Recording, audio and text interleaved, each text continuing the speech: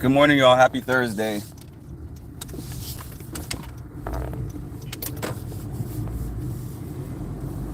I hope your week has been going well. My week has just been going.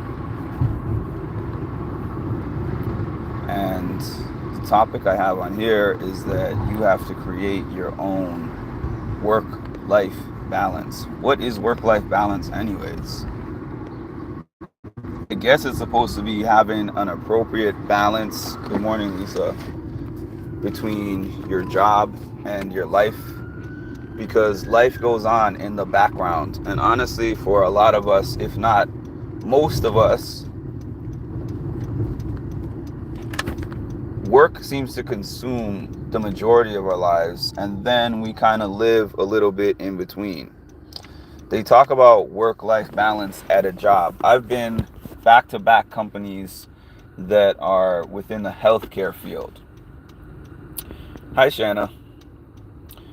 I've worked back to back for companies that are within the healthcare field. So when I did my orientation at this job and the last job, this is a huge thing that they talked about. Oh, we offer gym reimbursement. We have EAP, which is that you can talk to a therapist. We encourage you to take walks in between your visits, and we encourage you to take some time to meditate. They have like meditation groups. The thing about it is, once you actually get into the job and start working, those are all things that are cool for them to say. Not maybe even cool, mandatory almost for them to say that, because they have to show that they are giving their employees an appropriate amount of time to live and to decompress. But I've learned the job is just going to pile things on. And the only way that you will have any balance is if you create one for yourself. And I think that that balance is by setting certain boundaries, by saying, I'm only willing to do this much, no matter what the outcome might be. And the reason I'm laughing is because that might sound like bad work advice, and maybe it is, but it's something that I personally live by. Because the reason I even thought of this topic was because I had to meet a client the other day, and one of my coworkers was meeting a client in the same place. About right before going to see the client, and then the very next thing was like, okay, so I'm gonna have to force myself to complete this task and finish this thing. So I was just like, you know what? If you do not have the mental capacity right now to deal with work, then just don't deal with work at this moment. Just take the rest of the day and regroup.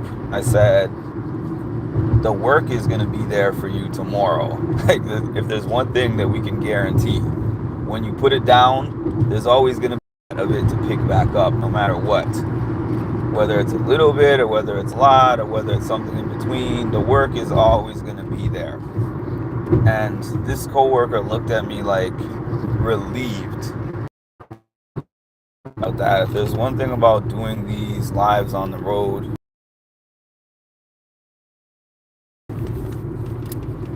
it seems like the service is always in and out. This is my dad's shirt, actually. Thank you. But yeah, I was thinking about when they were telling me about this thing that happened in their lives and how they were trying to just bounce back really quick and complete the rest of the work for the day. It made me think about the last 3 months of my dad's life. And I remember I was trying to do this work-life balance thing. But obviously, when somebody's dying, your life is way out of balance if you're even attempting work. So I remember I took a paid family leave, which was 12 weeks that I got off work. They pay you like, I want to say 70% of your salary for that 12 weeks. It's also what is used here for maternity leave.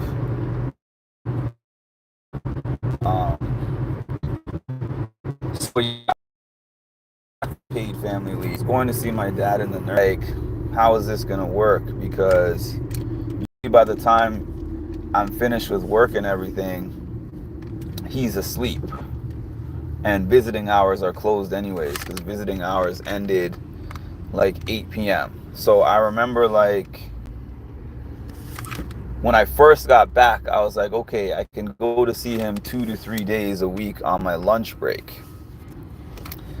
And I went in on my lunch break once, and just the emotional toll of going in there and seeing him in the condition that he was in, and then coming out and then having people talk to me about work, I was like, I can't do this anymore. I can only come on weekends because I'm not able to balance this out.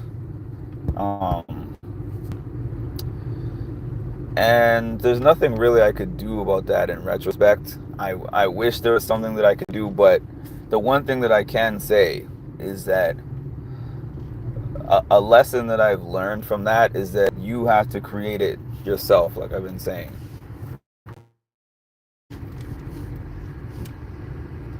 They have it in their policy and procedures. Yeah, they have to have it in their policies and procedures, and then they do all these surveys that allegedly say, oh, this company is #1 in employee satisfaction, and you're like, where does that come from?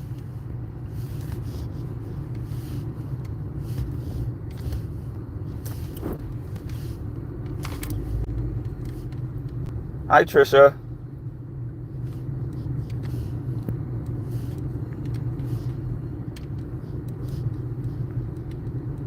Yeah.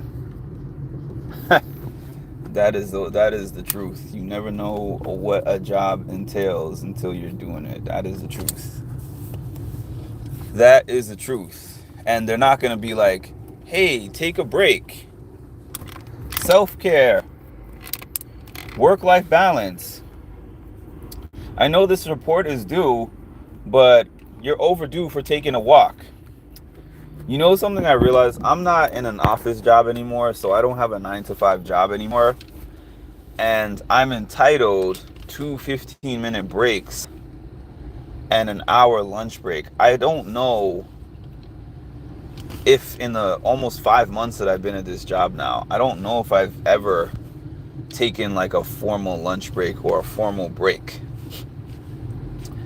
It's kind of like I just work until I feel mentally exhausted, and then I'm like, I can't do this right now, and then I break for however long it takes for me to get my mind back in the game. And that's not how it should be. It should be really that I say my break time is going to be from, let's say, 12 p.m. to 1 p.m. and I put myself as busy or out of office on my team's calendar, and then I take my hour, like shut off the computer, shut off the phone, but that's not what happens. Even when I try to take a break, if that phone rings, I pick that thing up like it's an addiction, but it's not really an addiction. It's just this anxiety that you start to feel about falling behind. Normal work-life balance, I can understand.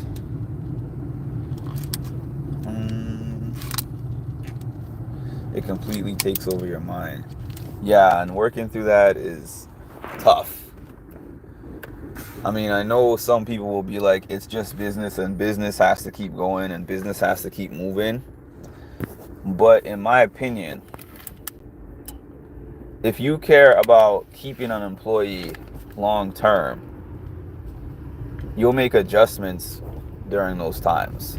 Not to say that my job could wait out 3 months for me and just not make me have to work, but just an understanding, like, I know you're going through something, so if you need to take some extra breaks, or if you need some help with something, or if you need someone to talk to for a little bit, But no, it was kind of like they just recommended for me to reach out to EAP off the clock if I need to. Or they're like, use your PTO if you have to. And I'm like, I want to use my time off for emergencies or vacations. Preferably vacations, but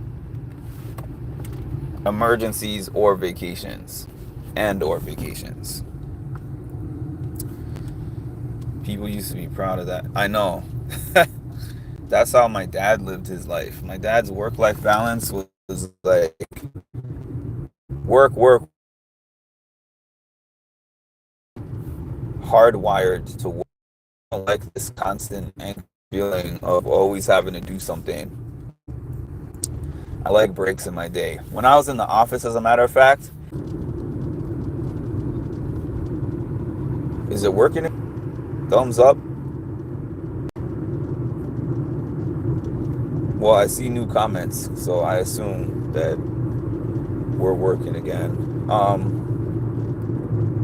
Yeah, I was saying that when I was in the office, I actually had a better work-life balance because when I was off, I was off. When I was not in the office, I wasn't thinking about work. When I had a lunch break, I would tell the secretary, I'm like, I'm going to be gone for an hour. And I would literally make sure, even if I brought my own lunch, I would leave the office and go sit on a bench somewhere or sit in my car. And your office is your harder. Everything is much more important and it's much harder.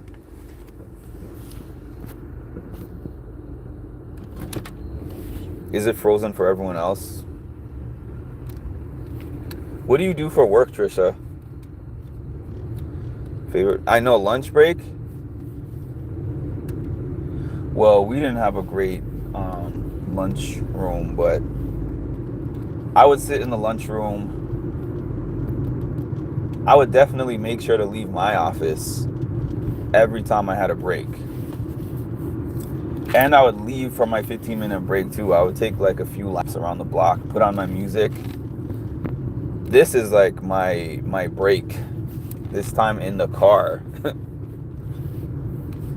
This time in the car on my way to a client's house is my break. That's sad.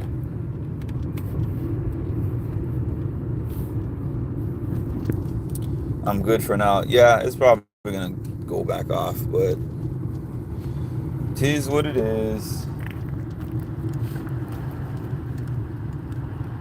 It is what it is.